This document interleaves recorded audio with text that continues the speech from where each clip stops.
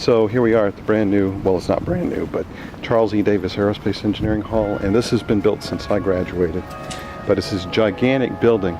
I can remember back in the late 90s getting a letter from the dean saying that they were in trouble and that all the funding that was used for aerospace was being cut and put in place for a stadium addition for the athletic department.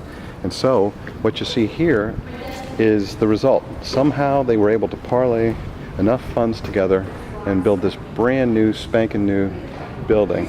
Let me go see if I see any evidence of my old professors. The fellow who I think pulled it off was a combination lawyer and aerospace engineer. He actually taught aerospace law in not this building, but there. So Charles E. Davis, there he is. 2007, so this is fairly new, so only 7 years ago did they do this. I'm going to go inside. You know what, I'm an alumni, they can come get me if they want to, but here I am. Look at that. Real aircraft built by the students.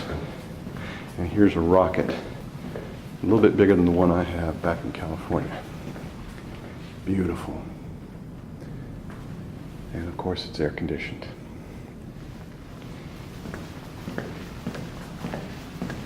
In the aerospace hall, I'm sure they have some references to my old professor. Let's see if there's anybody I remember. The answer is, hey, there he is. Look at that. John Cochran. How about that?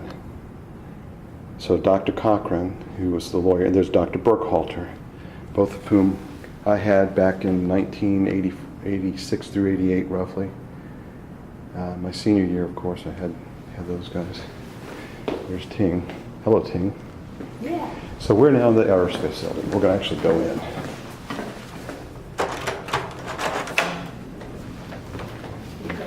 Yep, I'm going to come in. Yeah, these are the classrooms. So Buddy Davis, and he graduated in Auburn in 1959, played a role in the aerospace industry. First assignment was Vandenberg, launching Thors for the Delta program. It became Delta anyway. Yeah, let's see, he worked on Apollo all the way through Apollo 16. Yep, so we'll look him up on the web, but that's what the aerospace hall is built on. Here's former faculty. How about this? Okay, see if I can remember any of these guys. There's Dr. Jenkins, yep. And Dr. Burkhalter.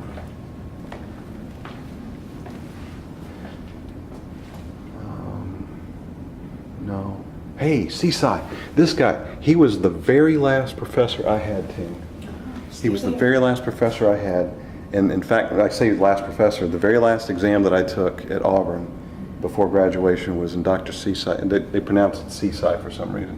But in any case, he was much younger then, but it was astrodynamics.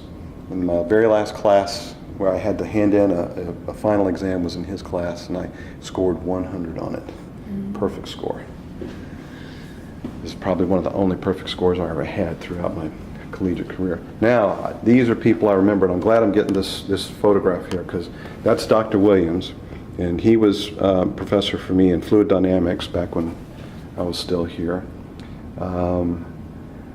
Cutchins, Dr. Cutchins, I remember him, and he was physics professor, and he actually, I guess he worked with aerospace also, but we had him for several classes. Dr. Nichols. One day they asked Dr. Nichols, well, how come you have these doors here for the landing gear? And his response was, well, you might want to land. So it was a very curt response. And there's Dr. Donald Spring, and he had hearing aids, but he could not hear anything you said. His ears had been damaged through years of wind tunnel testing. There's high whistling and everything like that. And so, but these are the guys that used to be my professors.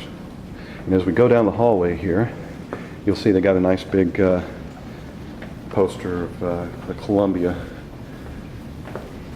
It's not a real view, of course, but Columbia sending us on our road towards an Apollo-style capsule now called Orion Advanced Aerosystems Laboratory. So this must be, I don't know if it's avionics.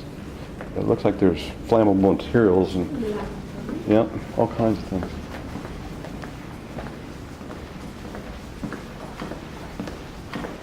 laboratories. We never had these things when I was in school. We had the broken down, oh, this one's locked. It's locked. But we had these broken down wind tunnels. Now, let me see if I can just find one classroom. Oh, they're all locked. That's okay. It's only classroom open. Yeah, well, but this works. So, basically, here's Ting and I, and we're in the aerospace building. This is 30 years after I started at Auburn as a freshman. Yeah. So it's nice to see that they finally got this nice building built. Excellent.